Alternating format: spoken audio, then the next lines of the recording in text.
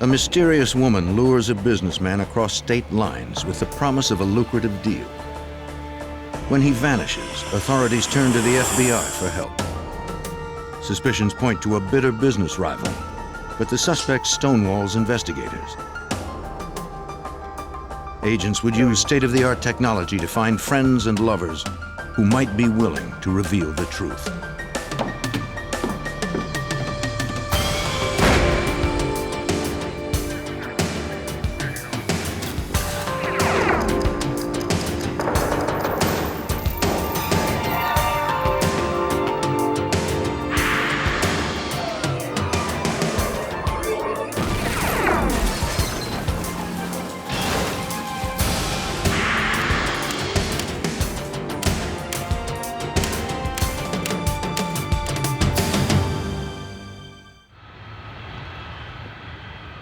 Newark International Airport in New Jersey.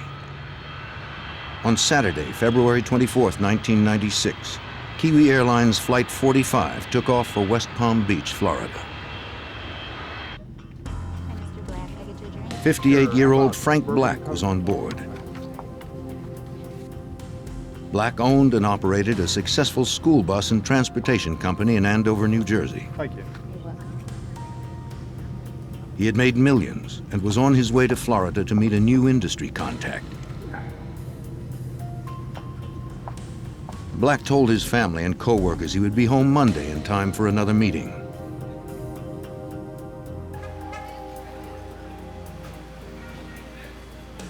He also told them that his contact in Florida, a woman named Mia Giordano, was to pick him up at the airport.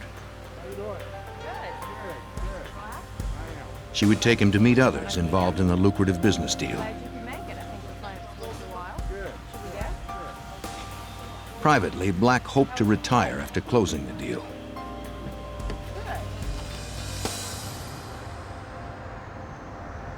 When Black failed to return on Monday, his family contacted the New Jersey State Police. Detective Sergeant Lee Liddy was one of the state detectives assigned the missing persons case. He was the kind of guy that he would always phone home. He always wanted to know what was going on with his business. He was a hands-on type of guy. Without Frank, the business really didn't run. And that's why they were concerned when they didn't hear from him. All of a sudden he disappeared, because Frank wasn't the kind of guy who would just walk away from his business. New Jersey investigators interviewed Black's daughter, Leanna, and his girlfriend and office manager, Sally Roberts. Leanna said her father had missed an important meeting with her to discuss the sale of his business. He also had not answered calls to his cell phone. Sally Roberts recalled that the woman from Florida, Mia Giordano, had phoned the office many times recently but never left her number. The Florida woman claimed to represent a company named Valdez Exporting. Giordano provided a description of herself so Black could recognize her at the airport. She said she was 5'1" and blonde.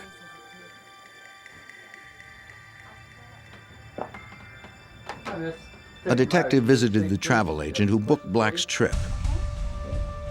Traveling, is that correct? Yes, sir. Okay. The agent confirmed that Black purchased a one-way ticket to Florida. He didn't bother to rent a car since his contact had arranged to pick him up. Airline records corroborated that Black had boarded the flight. But he had not registered at any hotels upon his arrival in West Palm Beach.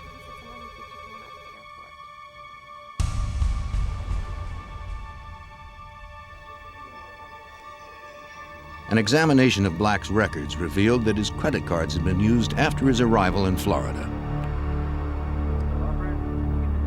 To follow the credit card trail, New Jersey detectives contacted the Fort Pierce office of the Florida Department of Law Enforcement. FDLE Special Agent Michael Driscoll was assigned the case. Frank Black's credit card was used at the Embassy Suites in Riviera Beach between approximately 1 in the morning and 2 in the morning. Okay, now we're talking about from February 24th into February 25th. And then at 4 o'clock in the morning, his credit card, a different credit card, but Frank Black's credit card was used to purchase gas at a gasoline station in North Miami. To investigators, this seemed odd since he hadn't rented a car. The state agent interviewed the employee who had worked on February 25th. When shown a photo of Black, the attendant said he didn't recognize him. The station's pumps all had credit card slots. No one would have had contact with Black or whoever was using his credit card. The employee didn't recall seeing anyone fitting Mia Giordano's description. Driscoll contacted the Florida Secretary of State Corporation Division to get an address for Valdez Exporting, Mia Giordano's company. Okay, catch you later. Bye. He found no such company registered in the state. He also attempted to locate Mia Giordano herself. We did a very extensive search to identify any Mia Giordano in Florida, and we couldn't find any, I believe, any Mia Giordanos in Florida, or any that would even come remotely close. And we checked Florida as well as New Jersey, and with negative results.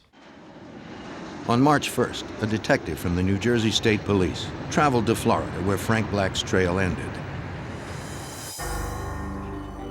Nobody had heard from Black in 5 days. Detectives now believed the millionaire had met with foul play. Their most likely suspect, a woman calling herself Mia Giordano, was untraceable. Investigators' focus turned to the phone calls Black received on the days leading up to his trip to Florida. We obtained the phone records of Frank Black, which identified phone calls from a residence in Jupiter. And the residence in Jupiter was rented. It was a townhome rented by a girl identified as Lisa Costello. She wasn't blonde, but she was 5'1". Mia Giordano had described herself as being exactly that height. The calls from Lisa Costello matched the times when Mia Giordano allegedly phoned Black to set up the meeting in Florida. Mia Giordano was a fictitious figure. She never existed. And she was supposed to set up the deal with Frank Black. Mia Giordano was actually Lisa Costello. Investigators took Costello's photo to the hotel where Black's credit card had been used on February 25th. The resort was on the Strip at Riviera Beach.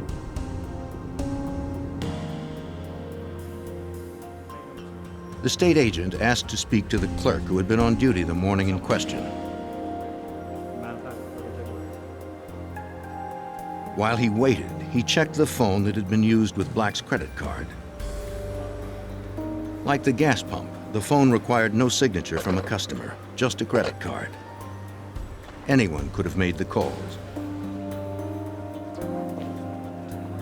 Karen Voorhees had worked the front desk on the morning in question.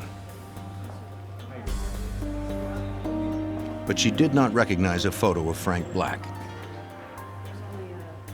She did recall waiting on another customer that morning. At around 2 a.m., a dark-haired woman asked for a room. The hotel was booked, so she used a payphone several times to query other hotels. It was the same time Frank Black's credit card was used at the phone.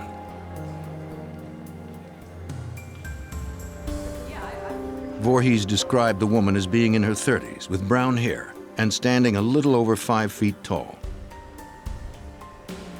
Driscoll showed Voorhees a photographic lineup of 6 women.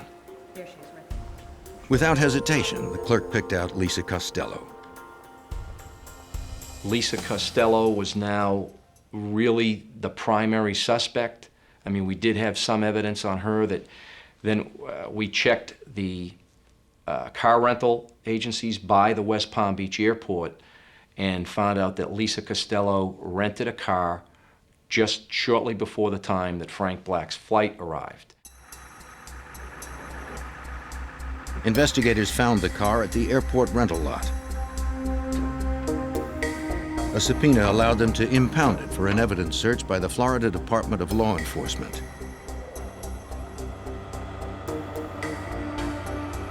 But examiners would find no trace of Frank Black in the car. There was no physical evidence linking Lisa Costello to the missing businessman.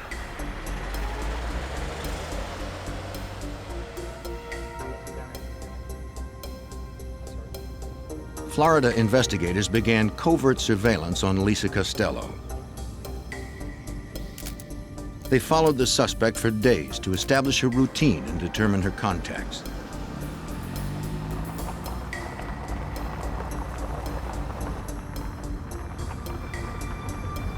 They soon learned that Costello was dating a man named Alan Mackerly.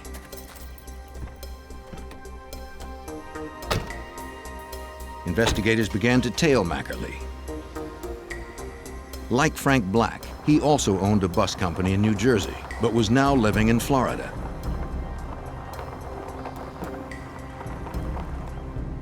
The two men had known each other most of their lives. Over the years, Alan Mackerly and Frank Black built up a rivalry. The two bus companies are about 10 miles apart.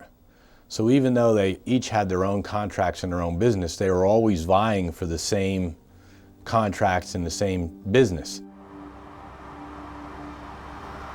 Phone records indicated recent calls to Black from Mackerly's Florida home.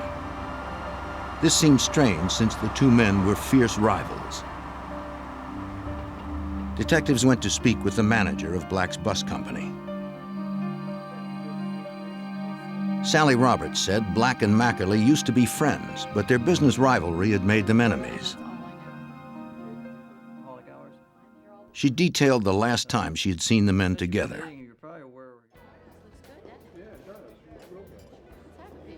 It was at an industry banquet in January of 1996.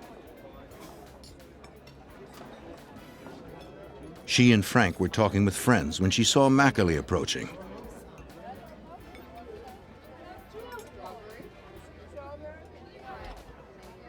Angry that Black had stolen one of his major bus contracts, Mackerly threatened his rival. He said he was going to get him and put him under.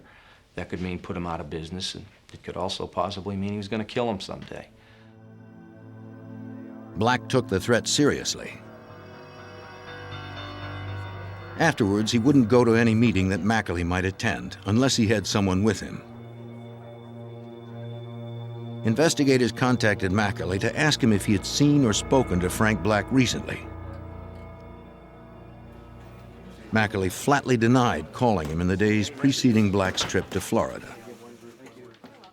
Him denying that and us knowing phone calls have been made from his house to Frank Black's business obviously indicated something was wrong. Investigators believed that Mackerly and Costello had probably killed Frank Black, but they needed stronger proof. They turned to Assistant State Attorney Robert Belanger.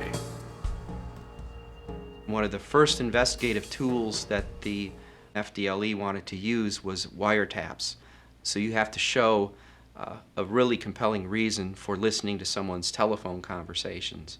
So we drafted those applications and orders and obtained an order allowing us to listen to Alan Mackerly's telephone conversations. Unfortunately, investigators heard very few phone conversations between Mackerly and Costello. This was because Costello was now living with Mackerly. If they were talking about Black's disappearance, it wasn't over the phone. In order to record any incriminating conversations, investigators would have to bug Mackerly's house. Assistant State Attorney Lawrence Merman hoped they had enough probable cause to get inside. Being able to actually enter someone's home and plant a listening device is extremely restrictive, and the probable cause that's required is very high. The situations that would warrant that are very limited. This case actually presented that situation. A judge signed the warrant, and investigators planted listening devices in Mackerly's home. They set up outside, watching and listening. Got it. Hopefully, the couple would discuss what happened to Frank Black. Alan Mackerly and Lisa Costello were extremely cautious. Investigators believed the couple knew they were listening. And every time that we would hear them starting to talk, they would turn the radio up in the kitchen loud. So we probably have several hundred hours of tapes with nothing but music on it. Once again, investigators came up empty-handed. Our Chief Assistant State Attorney, Dave Morgan, had even commented to me after we failed to get anything on the wiretaps, it looks like Alan Mackerly's gotten away with murder. Alan, what are you doing? With Black's body still missing, Mackerly and Costello could elude authorities as long as they maintained their silence.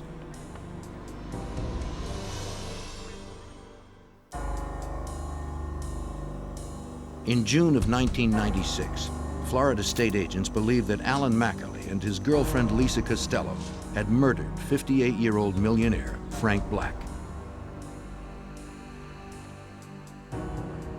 But investigators had little evidence against the couple, and Black's body was still missing.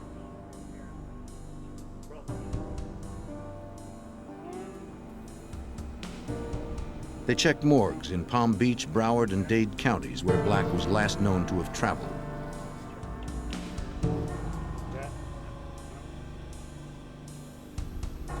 There were no unidentified bodies matching Frank Black's description.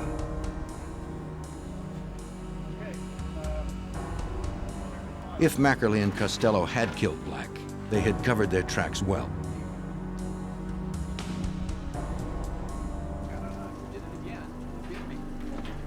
Florida Department of Law Enforcement Special Agent Michael Driscoll expressed his frustration to his friend FBI Special Agent Jay Miller. We used to play racquetball together, and he'd ask me about how this case was going, and I'd tell him, you know, a little bit about it, not a whole lot, and he'd say, well, if you ever need a hand, and I'd be happy to help out.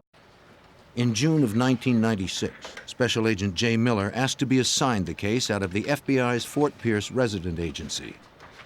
Even though we were close friends, initially I did not know a lot of the details about Frank Black's disappearance.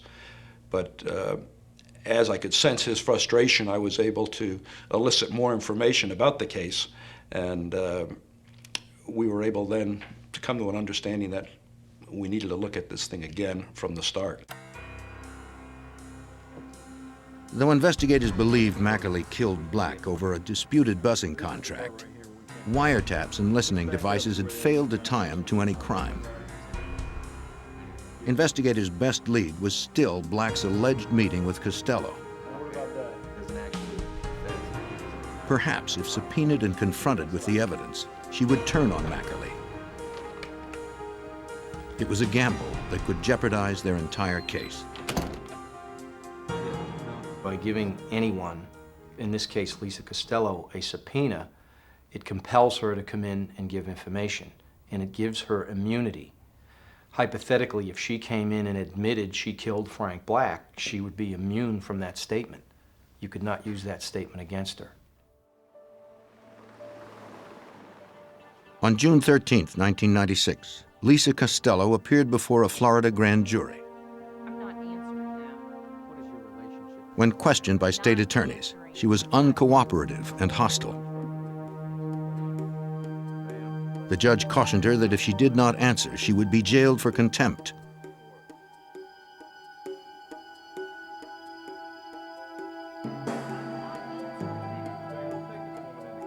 Costello ignored his warnings. Investigators believed her refusal to cooperate confirmed she was involved in Black's disappearance. But it would take more than a hunch to solve the case.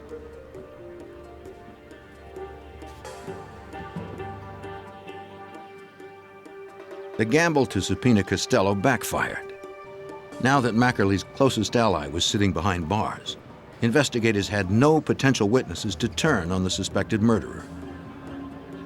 Lacking further leads or physical evidence, the case against Mackerly might never make it to trial. Special Agent Michael Driscoll and his team were determined to keep this from happening. We heard information that, let's just say from a confidential source, that there was a witness who wanted to talk but was concerned about, one, that witness's own involvement, and two, Alan Mackerly's violence. Felt that Alan Mackerly was a violent person and that maybe there'd be retaliation if this unknown and unidentified witness would talk. That witness was Bill Anderson. A former Marine pilot, Anderson was one of Alan Mackerly's closest friends. Agents interviewed him at his home in Florida, just down the street from Mackerly. Anderson had also owned a bus company in New Jersey and had been a commercial pilot after a decade of military service. So now we had two investigators, Driscoll and myself, and a prosecutor, Alanjay, all being Marines, and then the person who we believe could be the key to solving the case, Bill Anderson, being a Marine. And so I think there was some camaraderie right there from the start. Investigators felt that bond would help them develop Anderson as a witness. He told the agents his friendship with Mackerly had been strained recently, but he was reluctant to detail Mackerly's relationship with Frank Black. The agents felt Anderson knew something that could break the case wide open. There was a little hesitancy on his part. We took it easy on him and gave him a little space, gave him the opportunity to do whatever he needed to do, to confer with counsel or whatever. In our minds, we knew that we were talking to the man that had the answers, and he wasn't telling us. The agents met with Anderson on many occasions and slowly won his confidence. They knew he was loyal to his friend Alan Mackerly, but they felt his sense of honor would eventually cause him to turn. Despite Anderson's lingering doubts, agents believed he was ready to talk by early August. They suspected a subpoena would help him justify turning against his friend. In my experience, good, honest, hard-working people that flew fighter jets in the Marine Corps would have a difficult time going under oath before the whole world and God and lying about it. Investigators had to take the chance. Like Costello, if Anderson had any part in the crime, his statements could not be used to prosecute him for murder.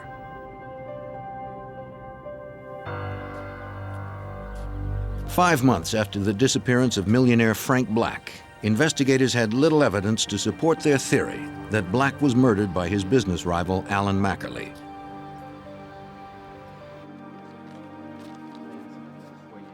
Looking for a fresh lead, investigators subpoenaed Mackerly's close friend, Bill Anderson.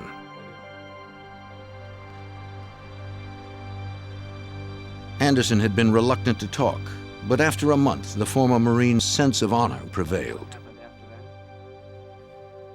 He began by telling investigators that Alan Mackerly had purchased a plane earlier that year. Mackerly asked Anderson to become his private pilot, since Anderson had experience flying fighter jets and commercial airliners. In exchange, Anderson could use Mackerly's plane as he wished. In March of 1996, while staying at a hotel in Leesburg, Florida, to supervise repairs on the plane, Anderson was contacted by Mackerly. His friend said he needed him to take the plane out over the ocean. Anderson explained that the aircraft would be grounded for several more days. He suggested they rent another plane. Mackerly insisted on using his own plane. He didn't want anybody else to know about the flight. Anderson asked why. Mackerly told Bill that he had shot Frank Black and that they had wrapped his body up in plastic that they had taken the body out in the ocean and thrown it out in the ocean, and that the bag did not sink. And he went on to tell Bill that it didn't sink, so he took a knife and stuck some holes in it, and the body did sink. Mackerly told Anderson he was worried that the body had surfaced. He wanted to fly over the area to make sure it hadn't. Anderson refused. Anderson was shocked. I mean, I think he was truly shocked. Anderson, again, was in the bus business, as was Mackerly and Black. And Anderson and Black were not friends. Anderson did not like Black in the least either. But still, over a business rivalry, you don't kill somebody. According to Anderson, Mackerly murdered Black in the foyer of his house. The former Marine pilot confirmed what investigators had suspected all along. It was the big break in the case. I mean, this was the moment we were all waiting for. And I remember explaining to him right away that, Bill, we're going to have to do a covert recording of you rehashing this conversation with Alan Mackerly. Without a body or murder weapon, they would need Mackerly's confession on tape. Anderson's testimony was good, but in court it would be his word against Mackerly's. Anderson told prosecutor Robert Belanger that he was reluctant to wear a wire.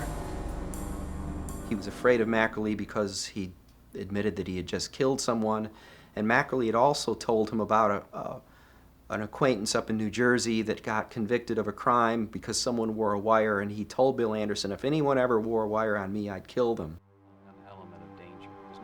The investigators promised Anderson police protection. He agreed to wear the wire. The plan was to lure Mackerly to Anderson's house.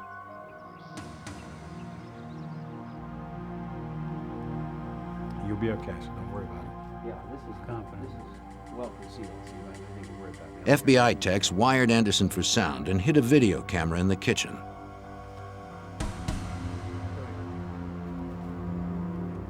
When the equipment was in place, Anderson called Mackerly. I'll be here. He told him he'd been served a subpoena and wanted to talk about what he should do. Mackerly said he would be right over. In case something went wrong, Agent Driscoll would remain hidden in the house to protect Anderson.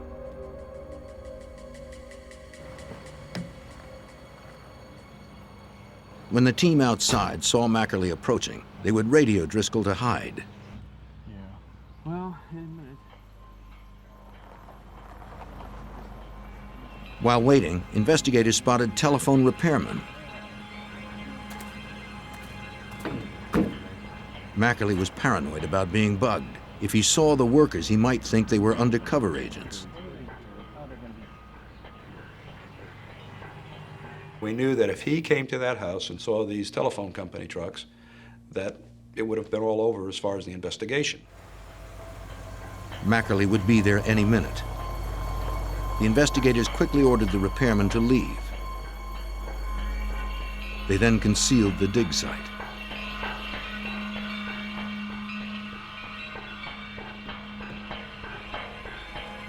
The investigators made it back to the car just before Mackerly pulled up.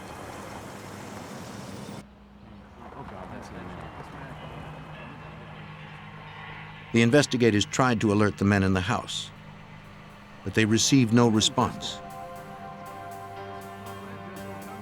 They radioed again. Still nothing.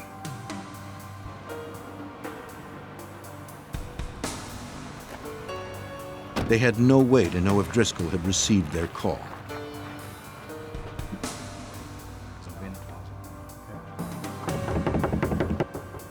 He hadn't. The agent had seconds to hide.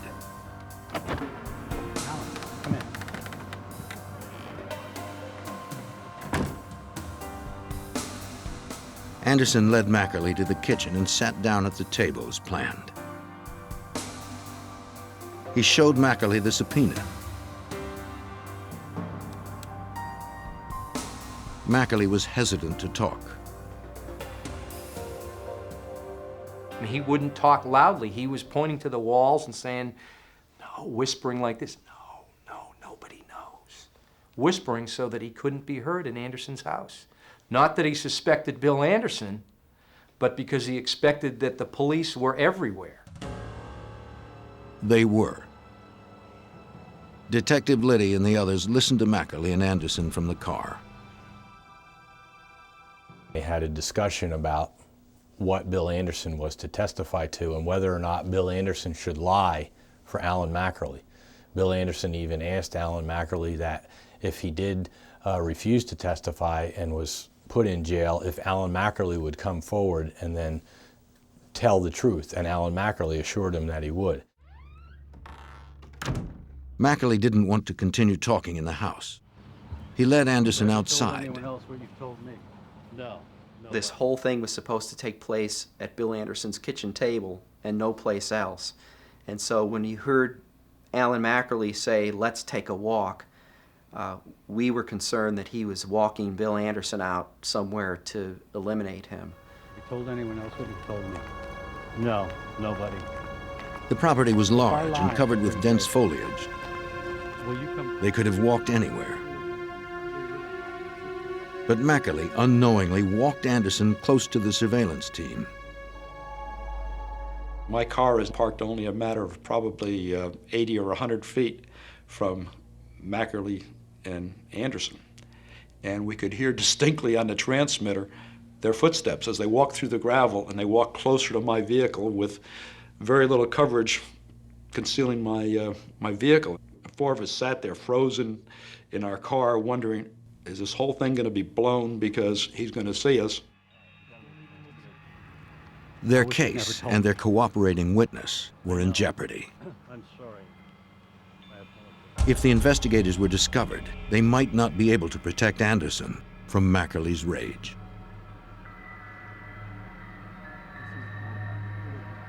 Investigators in Florida watched as cooperating witness Bill Anderson met with murder suspect Alan Mackerly. Anderson was wearing a wire trying to get Mackerly to discuss the murder of Frank Black. New Jersey Detective Lee Liddy feared what Mackerly might do if he caught a glimpse of the nearby investigators. The two of them walked outside, which was very tense for all the investigators involved, because at this point we have no control over what happens, where they go, or what they say. And because they were walking, and because of the pant leg of Bill Anderson rubbing and the movement of the clothes, it was very difficult to pick up conversation. So at that point, we really weren't sure what was happening. Before Mackerly could spot the surveillance team, Anderson steered him away. Investigators now had incriminating statements on tape, but not a direct confession. They needed more.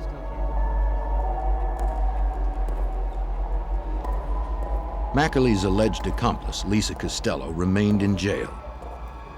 She had been charged with contempt of court 3 months earlier for refusing to honor her subpoena. Agents would seek information from her friends to increase the pressure on the hostile witness.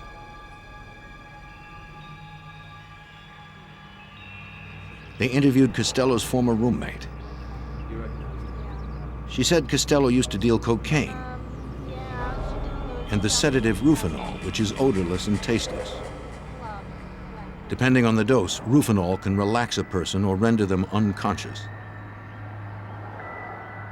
FDLE Special Agent Michael Driscoll believed Costello sedated Frank Black with the drug. We suspected, matter of fact, from day one, that at some point Lisa and Frank Black may have gone to dinner or for drinks, and she was able to do that. Because Frank Black would not willingly or knowingly go into Alan Mackerly's house. Hoping this information might pressure her into talking, a prosecutor met with Lisa Costello in jail. He told her that if she didn't cooperate, she would not have immunity. She could be charged with murder. Costello remained silent, despite the warnings of prosecutor Robert Belanger. And Lisa Costello could have walked out of that jail cell any day simply by coming out and honoring that subpoena and telling us what she knew about the case. But she was a tough enough witness that she sat in jail on a civil contempt. Despite Costello's silence, investigators pressed on. Assistant State Attorney Lawrence Merman felt they were ready to arrest. We had an ear witness to a confession who was a very close friend of the defendant. We had a motive, we had circumstantial evidence. It was a very strong case. On August 29th, agents began aerial surveillance on Alan McAlee. A ground team assembled around the perimeter of the suspect's house. They made sure he was alone inside.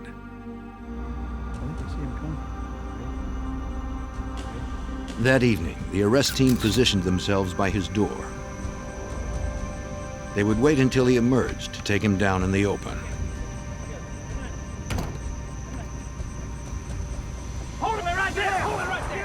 When he stepped out with his dog, the team struck.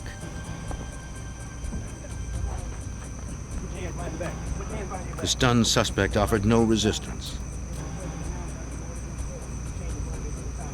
7 months after Frank Black vanished, Alan McAlee was arrested for kidnapping and murder. With no physical evidence, prosecutors prepared for a difficult trial. When McAlee's arrest hit the news, they received a call from a man with information on the case. The man agreed to give a statement. Robert Sanadazian was Alan McAlee's son-in-law. He said that he'd received a call from McAlee on February 25th, the day after Black arrived in Florida. McAlee asked him to come over to help him clean his house.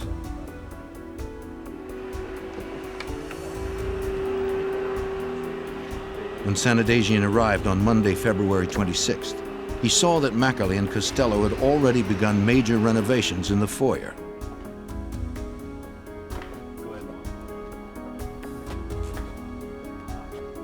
The carpet had been ripped up, and parts of the wall had been removed. Okay, I guess the next thing to do is we need to take this mat. Sanadazian told prosecutor Robert Belanger that McAlee explained why. Alan McAlee told Rob Sanadazian, Frank Black was at my home last Saturday, and even Sanadazian knew the relationship between Alan McAlee and Frank Black and expressed some surprise. Why would Frank Black be at your home? And Alan clearly didn't want to talk about it. He just said, given the O.J. Simpson trial, DNA evidence, we got to make sure there's not even a hair of Frank Black's found in this home.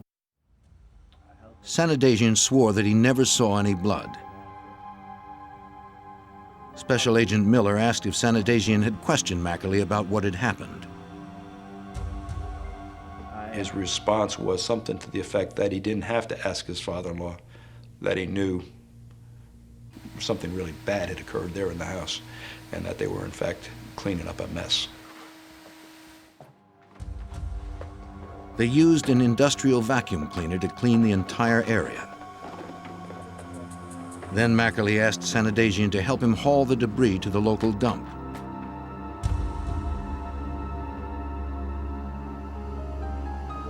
Sanadazian told investigators that he and McAlee discarded sheetrock carpeting and even the vacuum cleaner in the Martin County landfill. His statement corroborated Bill Anderson's story. Anderson told us that McAlee had told him that he had killed Frank Black in the entry to his house. And now we had Sanadazian telling us that immediately after Frank Black's disappearance, he was summoned to that house to do a remodeling job or a makeover of the foyer area right where Anderson states McAlee said he shot Frank Black. In the middle of August, an evidence recovery team arrived at the landfill. Based on records, investigators were able to determine where the items were likely dumped 6 months earlier on February 26th. The recovery team searched for anything that could be traced back to Mackerly's home. For 3 hot days, investigators scoured a specific area of the landfill. The landfill management was able to determine by the date exactly where it was. And it was in a spot that was actually feasible and possible that we'd find it. So we did that. We got the equipment with the sheriff's office, crime scene, and so forth, and we dug it up, and we found carpeting that we believed was from Mackerly's residence. Investigators found portions of sheetrock and a vacuum cleaner that matched the description Sanitasian had given. They brought the items to the Florida Department of Law Enforcement Forensics Laboratory for analysis.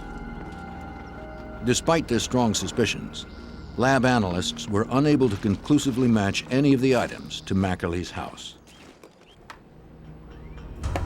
Technicians also processed Mackerly's foyer and retrieved traces of what appeared to be blood. Unfortunately, DNA markers found in the samples could not be exclusively matched to Frank Black's DNA. It was another dead end. Investigators still had no physical evidence. Agents pressed on, continuing to build a strong circumstantial case for State Prosecutor Belanger by further corroborating Sanitasian's story about the cleanup. The FBI went to Walmarts and Kmarts and got receipts where Alan Mackerly was buying bleach and Comet and cleaning supplies and trash bags and duct tape and all the tools and implements he needed to clean up a crime scene. Just before trial, investigators received disturbing news. Martin County Jail inmates claimed that Mackerly had hired someone to kill Bill Anderson. Mackerly knew that if he could prevent Anderson from testifying, prosecutors would have to drop their case. Early in 1997, murder suspect Alan Mackerly was held without bond for the murder of Frank Black. While he was behind bars, investigators learned he had ordered the murder of witness Bill Anderson. As of that point, the security for Bill Anderson tremendously increased, and we began making arrangements to have Bill and his wife go into the Federal Witness Protection Program. Mackerly's would-be hitman would not be a reliable witness in court, so attempted murder-for-hire charges against Mackerly were dropped. Alan Mackerly's trial began on January 20th, 1998. Even without the victim's body, Florida State Prosecutor Robert Belanger was confident in the case. There's case law going back to Old England where murderers have been prosecuted without a body successfully, and the courts have said that we don't reward people because they successfully disposed of the body. You can still prove death through circumstantial evidence like any other fact in a case, by person's habits and routines, by the fact that they didn't pack for a long trip, by declarations of intent, I'm going to go to Florida. All these things combined demonstrated pretty conclusively that Frank Black was dead. Nevertheless, that is a source of frustration.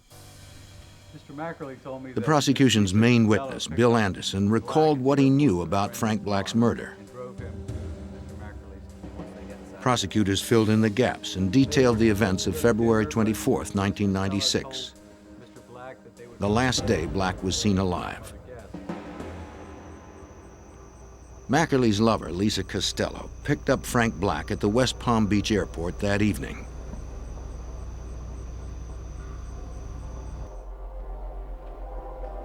She took him to Mackerly's house on the pretense of meeting other business partners. Black was unaware that he had just stepped into the home of his bitter rival. So how long have you been in the busing business? While Costello and Black discussed the lucrative business deal, Prosecutors believe Costello dropped a capsule of Rufinol into his drink. If you'd like, I'd be happy to. Black would not have noticed. The powerful sedative is odorless, colorless, and tasteless.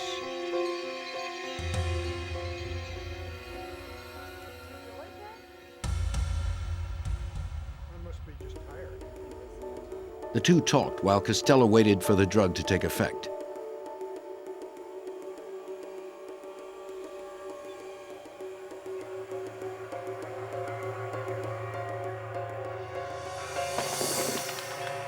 As planned, Mackerly took over at that point. Get his wallet. He had Costello remove Black's wallet. Hey, why don't you go get change? Later, they would use his credit cards to create a false trail for police. Black was powerless due to the heavy sedative. Finally in control of his rival, Mackerly's hatred boiled over. In the foyer, he put a gun to Black's head.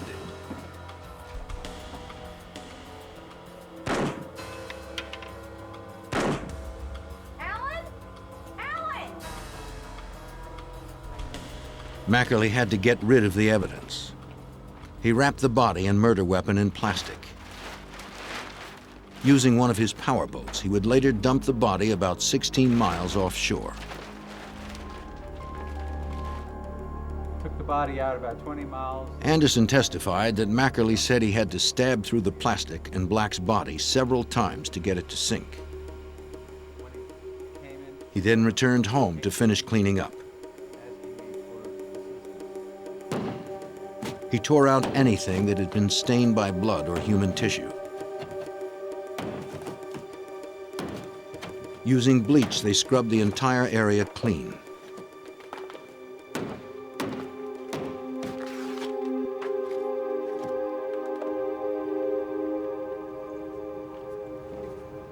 Anderson's testimony was bolstered by powerful circumstantial evidence. Phone calls linking Mackerly and Black, Robert Sanadagian's story of the cleanup, and covert recordings from Anderson's house. Thunder will rise. How do you find the defendant? It was enough to convince the jury. Guilty as charged. On February 4th, 1998, they found Alan Mackerly guilty of kidnapping and murder.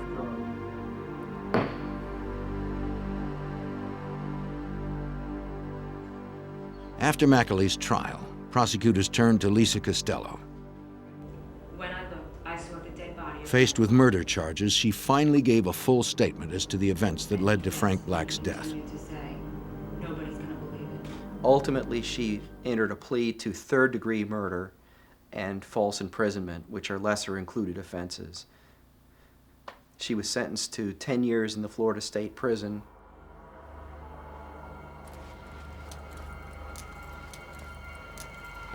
An appeals court overturned Mackerly's kidnapping conviction, finding that Frank Black traveled to Florida on his own volition.